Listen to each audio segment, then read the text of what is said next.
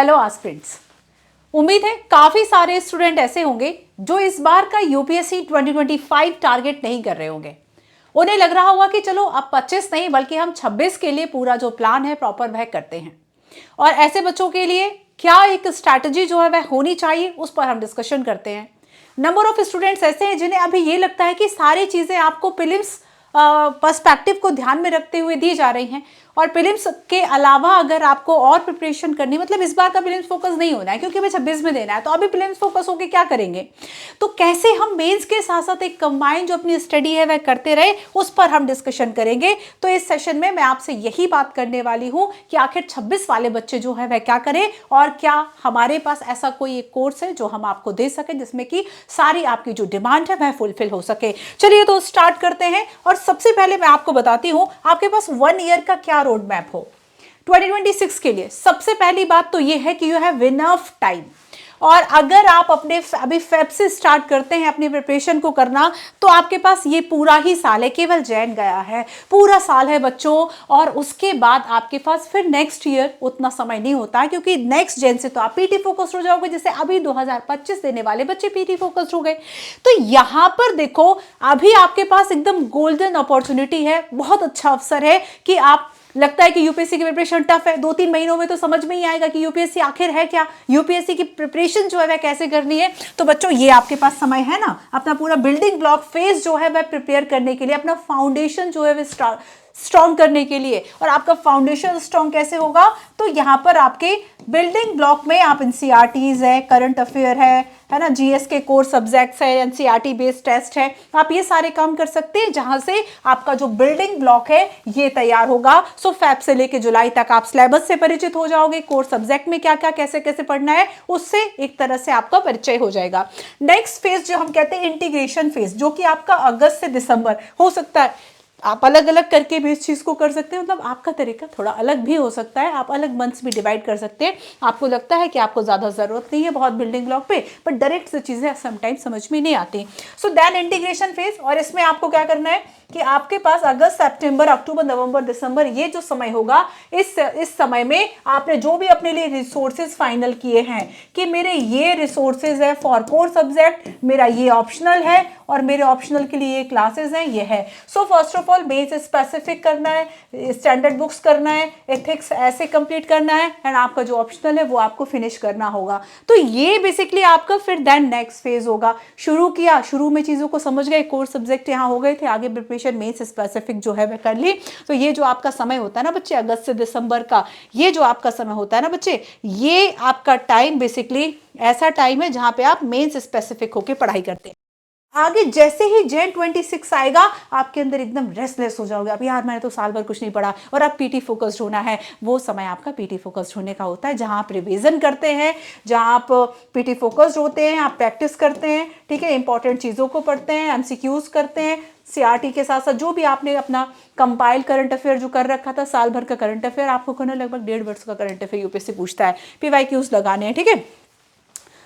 अच्छी बात है, प्रीलिम्स हो गया है ना।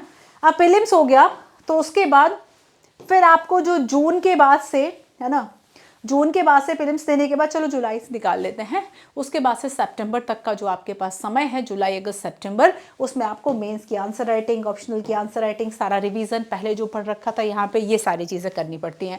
पूरा साल देखो, जैसे अगर आप चाहते हैं कि आपका प्रीलिम्स और मेंस भी हो जाए, उसके लिए पूरी 1-1.5 साल की प्रिपरेशन है। और अभी अगर आप उस प्रिपरेशन को स्टार्ट करते हैं बच्चे, अभी जितने अच्छे से पढ़ लोगे, जितनी तसल्ली से पढ़ लोगे, 1-1, 1.5 महीने आप एक अपने सब्जेक्ट्स के लिए रखें, है ना, उस सब्जेक्ट में थोड़ी एक्सपर्टीज जो है वह हासिल करें कि वहां से चाहे प्रीलिम्स हो चाहे मेंस हो, और आप कैपेबल हो पाए कि वहां के चाहे पीवाईक्यू चाहे मेंस आंसर राइटिंग आप एबल हो, ठीक है। इस तरीके से आप अपना पूरा जो स्ट्रैटेजी है वह रख सकते हैं। मैं साइड हुई हूं, आप चाहे तो स्क्रीनशॉट ले सकते हैं और अपने अकॉर्डिंगली भी चीज़ों को चेंज कर सकते हैं। सो फॉर 2025 स्टूडेंट ये स्ट्रैटेजी हो सकती है। मैं आपको बता दूं कि हम आपके लिए लेकर आए हैं foundation course, and foundation course जिसमें हम प्रीलिम्स मेंस इंटरव्यू की प्रिपरेशन कराएंगे, संकल्प 7.0, और इसमें ये 5 फरवरी से बैच हम स्टार्ट कर रहे हैं। अभी इसकी फीस 11,000 है। इस बैचेस में आपको लाइव एंड रिकॉर्डेड जीएस के lectures, daily MCQ mains practice, CSAT के लेक्चर्स मिलेंगे। ठीक है, संकल्प 7.0 की मैं आपसे बात कर रही हूं और ये मीडियम जो है बच्चे वह आपका हिंदी होगा। अभी आपके लिए 50% प्लस ऑफ है, 52% ऑफ है आपको 26 जैन के अवसर पर। तो जो भी बच्चे चाहते हैं कि इस बैच को ज्वाइन करें, मैं आपको बता दूं कि कुछ इसके क्या इंपॉर्टेंट फीचर्स हैं। इंपॉर्टेंट फीचर्स ये है कि हमारे जो बैचेस हैं, क्लासेस हैं, बैचेस के अंदर जो हम क्लासेस लेते हैं वह लाइव होती है during the live classes, and आप कैपेबल हो पाते हो कि जो भी टीचर्स से आपको पूछना है, इंटरेक्शन है वह हो पाता है। ठीक है, आपको टीचर्स जो है वह लाइव सेशंस लेते हैं, आपको सीसेट के लेक्चर्स मिलते हैं, साथ ही आपको आंसर राइटिंग की क्लासेस भी मिलती हैं। आंसर राइटिंग की क्लासेस है, एमसीक्यू प्रैक्टिस है, प्रीलिम्स की प्रैक्टिस है, ये सारी चीजें हम बैच के साथ साथ में आपको इसके साथ साथ में कराते हैं। ठीक है, साथ ही देखिए कि आपको डेली भी जो आपके एमसीक्यूज हैं और मेंस का क्वेश्चन है ये मिलते हैं, प्रीलिम्स के आपके क्वेश्चंस मिलते हैं, है ना। वीकली आपको करंट अफेयर भी जो है वह प्रोवाइड किया जाता है। ये सारी चीजें आपकी प्रिपेयर कराई जाती हैं ताकि आपको चीजें ठीक तरीके से हों। एक और बात कि जब हम पढ़ना शुरू करते हैं तो हमें नहीं पता होता है करंट अफेयर कहाँ से कैसे क्या करना है, तो बच्चे आपकी वीकली जो करंट अफेयर की क्लासेस है वह होती हैं। आपको लगता है कि नहीं शुरू में मुझे जो समय है वो किसके लिए देना है, जीएस के लिए देना है, क्लासेस के साथ साथ जो है वो चल रहा है, जब सिलेबस को समझोगे तब तो करंट अफेयर करोगे। तो यहाँ पे आपको वीकली जो करंट अफेयर की क्लासेस है बच्चे वह दी जाती हैं। आपके डाउट सेशन भी होते हैं ताकि आपके किसी भी तरह के जो डाउट्स है वो ना रह जाए, कंप्लीट आपके जो डाउट्स है वह क्लियर हो जाए। क्योंकि अगर डाउट्स रह जाते हैं ना तो फिर मज़ा नहीं आता पढ़ने में। किसी एक टॉपिक में डाउट रह गया, पता चला हमने पूरा टॉपिक ही जो है वह छोड़ दिया। तो अच्छा क्या है कि डाउट सेशन हो जाए और आपकी क्लैरिटी जो है वह आपको मिल जाए। कुछ और आपको जो इसकी और इंपॉर्टेंट फीचर्स है वो मैं आपको बता देती हूँ कि आपको ई बुक्स जो है वह मिलती है। मैं फिर क्लियर कर दूँ, ई बुक्स मिलती है, सॉफ्ट कॉपी PDF में आपको मिलेंगी, है ना, हार्ड कॉपी नहीं मिलती है। आप PDF निकलवा लें, आप जो कॉपीज है वह निकलवा सकते हैं। इसके अलावा यूपीएससी वाला कि जो सेट ऑफ आपको 24 कॉम्प्रीहेंसिव जो जीएस बुक्स हैं, ठीक है, ये यूपीएससी वाला बुक्स मिलेंगी। मंथन आपको मंथली जो करंट अफेयर है ये दिया जाएगा। उड़ान प्रीलिम्स क्विक रिवीजन बुकलेट्स जो है वह दी जाएंगी, और उड़ान 500 जिसमें कि हमारा करंट अफेयर का कंपाइलेशन होता है लगभग 1.5 ईयर का। ये स्टडी मटेरियल होता है जो कि स्टडी करंट अफेयर और सारी चीज़ों को कंपाइल कर देता है। ठीक है, चलिए इसके अलावा हमारा एक और प्रोग्राम है जो कि सेलेक्ट 360, जिसकी फीस है बच्चे 6,000। सेलेक्ट 360 में आपको टैली मेंटरशिप मिल जाती है, आपको यूपीएससी का खजाना बैच मिल जाता है। व्हाट इज खजाना?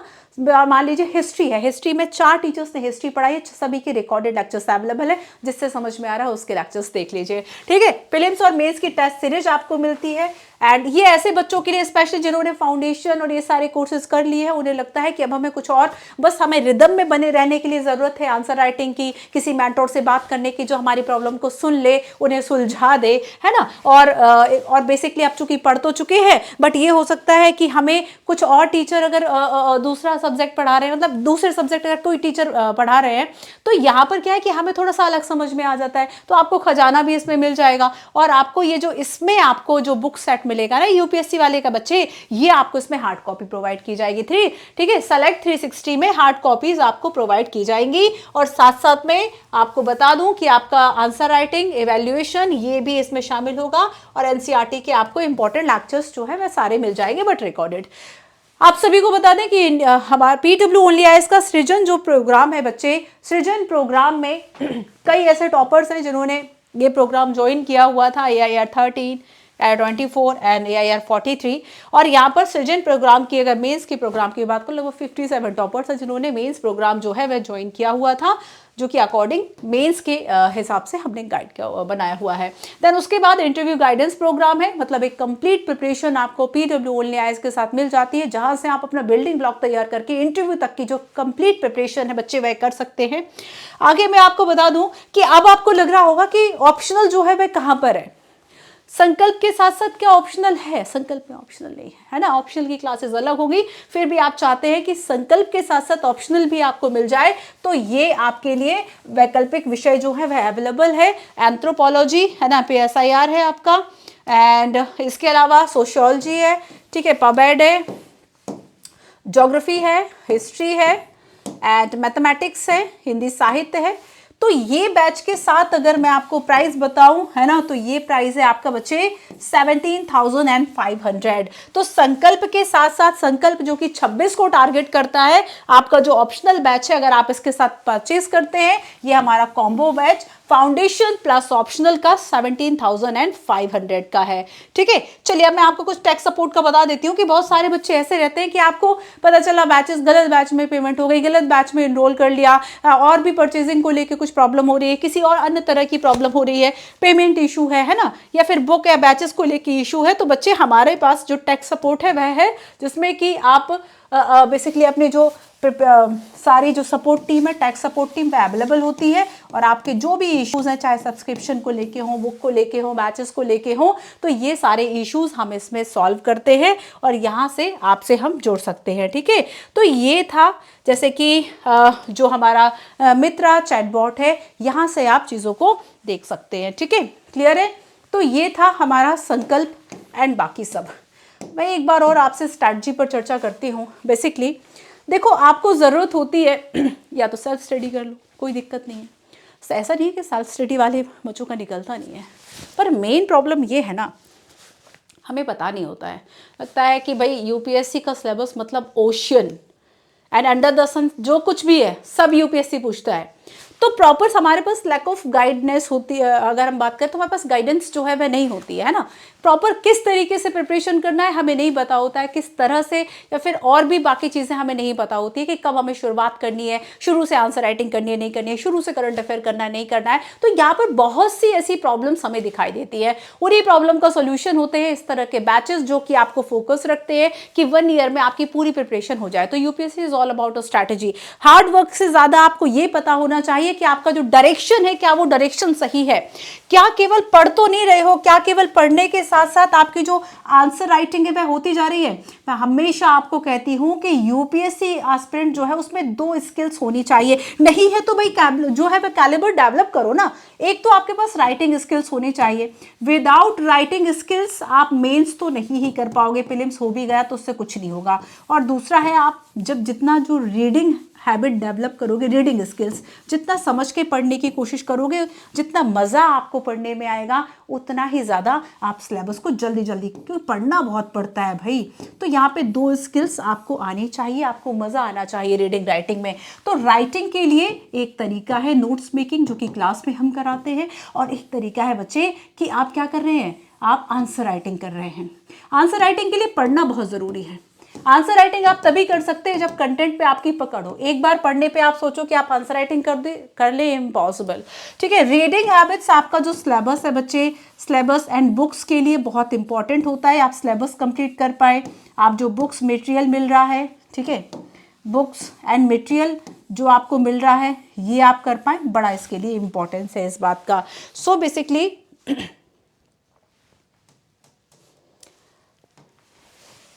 रीडिंग स्किल्स भी आपको डेवलप करनी होंगी। ठीक है, कई बच्चे ऐसे होते हैं कि वो पढ़ाई के साथ साथ, मतलब यूपीएससी की प्रिपरेशन के साथ साथ आप अदर बुक्स जो है वह भी रीड करते हैं, ताकि एक उसमें इंटरेस्ट जो है रीडिंग स्किल्स में वो आपका बना रहे। तो बेसिकली हम कोशिश पूरी करते हैं कि हमारे जो भी बैचेस है, स्पेशली अगर हम 7.0 की बात करें, तो इस बैच में आपका प्रीलिम्स, मेंस, इंटरव्यू सारी प्रिपरेशन हो पाए। एक बात और मैं आपको बता दूं कि बच्चे, पर्सनालिटी डेवलपमेंट की अगर मैं बात करूं कि पर्सनालिटी जो आपका डेवलप होता है, रातों रात की कोई कहानी नहीं है।